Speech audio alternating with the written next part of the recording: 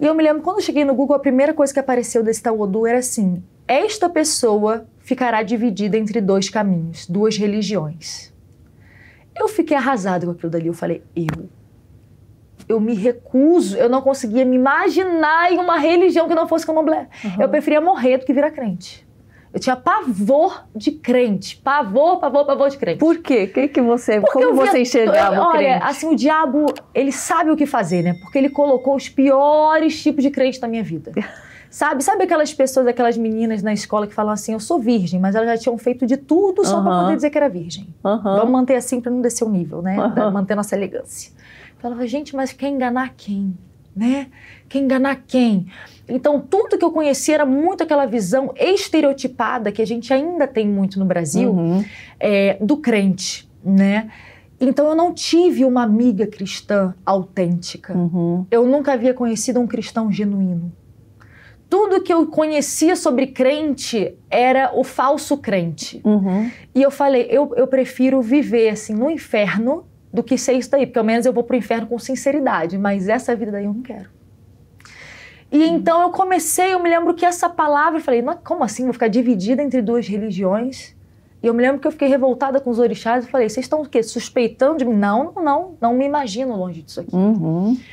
Só que eu me lembro que a minha indignação foi aumentando. E aí, durante esse tempo de espera até os meus 18 anos, eu falei, não tem condição de eu esperar até 18 anos para eu ter a minha relação direta com Deus. O que eu comecei a fazer? Dar consulta de tarô e baralho cigano. Porque eu comecei a consultar para mim, a abrir as cartas. E achava que estava dando certo. E abria. E aí as pessoas ao meu redor falavam assim, abre para mim. Começou com as minhas amigas. E o que estava ali acontecia. Isso eu acho que é algo importante da gente dizer, porque quando as pessoas querem falar que Jesus é a verdade, elas tendem a querer colocar outras pessoas como se elas fossem desorientadas. Esquizofrênicas espirituais. Nada do que você acha que aconteceu. Isso não é uma verdade. É porque nós, da nossa humanidade, temos a dificuldade de entender que nem tudo que existe é verdade. Não é porque algo aconteceu que esse seja o teu caminho. Então, o mundo espiritual funciona debaixo de confissão, de rendição e de fé. Onde você coloca a tua fé, você dá autoridade. E você elege aquilo como um senhor. Se é teu senhor, faz o que quer com você. Então não é que, por exemplo, quando você vá numa cartomante, num candomblé, eles adivinham o seu futuro. Eles adivinharam o meu futuro. Não. Eles determinaram, eles decretaram algo sobre o teu futuro e por você crer e receber aquilo dali como um senhor, ele vai ter legalidade sobre a tua vida para fazer com que aquilo se cumpra. Então isso é algo que nós precisamos entender, porque às vezes vem uma pessoa do espiritismo, vem uma pessoa do candomblé, e qual é a nossa tendência? Não existe isso daí de ver morto, não existe daí, não, a pessoa às vezes viu. Só que a Bíblia diz que Satanás pode se disfarçar de anjo de luz. Então o diabo pode aparecer para o homem do jeito que for. Para quê? Para fazer ele crer. Que ele tem que entrar em um nível de busca.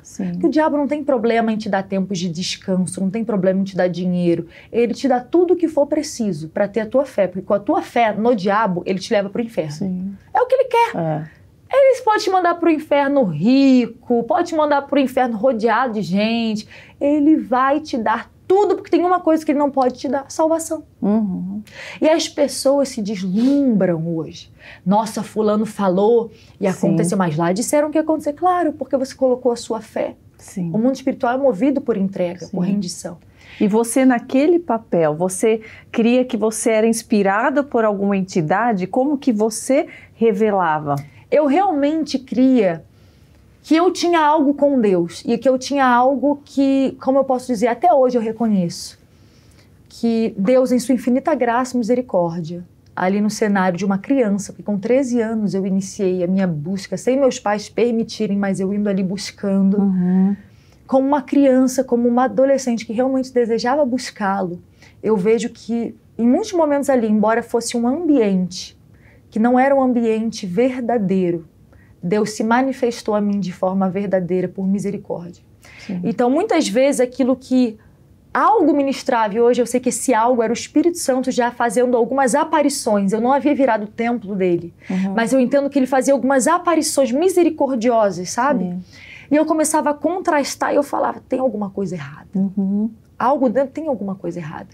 Então, eu me revoltei e eu falei, não, mas eu quero mais do que isso. Eu quero mais do que isso.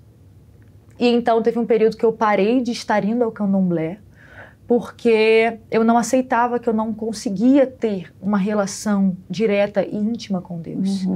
Eu não usava roupa preta, porque eu fui perguntar qual era, né, dentro do orixá a qual eu pertencia, o que eu precisava para ser próxima dele.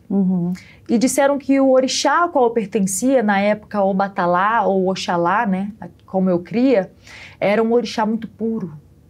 Olha como o mundo espiritual funciona. Ele sabe que dentro de você há um certo senso. Eu sabia que Deus era puro. Então me disseram que o orixá, ele era puro. O que eu tinha que fazer? Eu não podia beber se eu quisesse ouvi-lo. Eu não podia usar roupa preta se eu quisesse ouvi-lo. Eu não podia estar na rua meia-noite, em balada, em festa, se eu quisesse estar perto dele. Então isso já foi de encontro a um senso que já tinha dentro de mim, de pureza, de retidão. Eu acredito que muito disso eu tive o privilégio de ter um bom pai. O meu pai na terra, ele me deu um norte muito grande do certo e do errado. Sabe? Então, por isso eu acredito assim, nós como pais, nós temos que ensinar os nossos filhos de maneira rigorosa que existe um certo, existe um errado, existe o bom e existe o mal. Porque foi a minha educação que, de certa forma, me preparou para discernir o bem do mal. E então, pulando e avançando essa história, chegou até um momento da minha vida que eu parei de ir para o candomblé por conta dessa revolta. E eu falei, eu não aceito isso. E, né, conforme a sua curiosidade eu vou falando, mas o que me fascinou no cristianismo foi porque a Bíblia diz assim, né, o véu se rasgou. E esse véu é o véu que separava o santo dos santos do lugar santo. Né? Talvez quem esteja escutando possa não entender, mas o santo dos santos era o lugar onde somente um sumo sacerdote entrava uma vez ao ano. E ele era o intercessor, o expiador do povo. E eu me via no candomblé dentro de um modelo religioso que imitava esse modelo do Antigo Testamento. Um modelo onde eu precisava de um pai de santo para fazer algo semelhante ao que um sumo sacerdote fazia, para que eu pudesse ser perdoada, para que eu pudesse... E dentro de mim no candomblé existia sempre aquela sensação de que eu precisava fazer mais.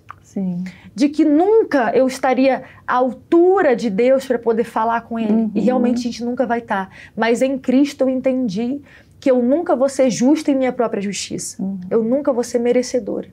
Mas pela graça, Ele vai me justificar. E Ele vai se colocar, assim, quando a gente hoje quer falar com Deus, isso para mim é algo muito forte, porque assim, eu vi sangue sendo derramado para que eu pudesse ter relação com Deus. Então eu consigo entender o que aquele povo do Antigo Testamento precisava viver. E não comparando aqui candomblé com o judaísmo. Eu creio que candomblé é uma imitação do que acontecia no judaísmo. Mas eu consigo entender quando na Bíblia, no Antigo Testamento, a gente vai ver Deus olhando para o sacerdote, e ele vira para o sumo sacerdote e fala assim, sacrifique esse animal e sopre o sangue dele diante de toda a congregação. E marque com o sangue dele a palma da tua mão, o teu ouvido, porque isso era o quê? Era para mostrar para o povo que o pecado deles custava sangue. Então eu vi, eu acho que para uma pessoa que é criada na igreja é muito difícil imaginar sangue derramado. Então não é que hoje não precisa mais de sangue, né? Ainda é necessário sangue, mas já foi derramado. Mas se não fosse o sangue de Jesus, nós teríamos sido destruídos. E não é pelo diabo, é pela ira de Deus. É pela ira de Deus. Jesus veio para nos salvar, sim, também das obras malignas, mas a Bíblia diz que ele veio para nos salvar da ira de Deus. Porque toda a história da humanidade, nós demos as costas para ele. Então, hoje, quando eu às vezes estou com uma preguiça de orar, porque eu sou humana, tem dia que eu não quero orar, minha carne não quer orar. Eu me lembro da época que eu estava disposta a ir ver um animal ser sacrificado, para eu sentir que eu tinha, por um momento, paz com Deus. Então, hoje, eu sei que quando eu dobro o meu joelho, isso não é uma obrigação, isso é um privilégio. E tem muitas pessoas no candomblé, muitas pessoas na Umbanda, muitas pessoas no espiritismo que dariam tudo para sentirem que tem essa oportunidade de serem diretamente ouvidas por Deus. Essa oportunidade de falar com Deus na hora que você quer. Então, eu digo isso e é difícil porque o meu chamado faz com que a igreja às vezes suspeite de mim, porque você nunca vai me ver indo pregar em um lugar para levar o nome de um pastor, ainda que eu honre, ainda que eu sempre tenha tido, ainda que eu congregue, ainda que eu sirva na minha igreja local. Eu entendo que o nosso sumo sacerdote hoje é Jesus. Em primeiro lugar é Ele, e a gente tem que falar dele.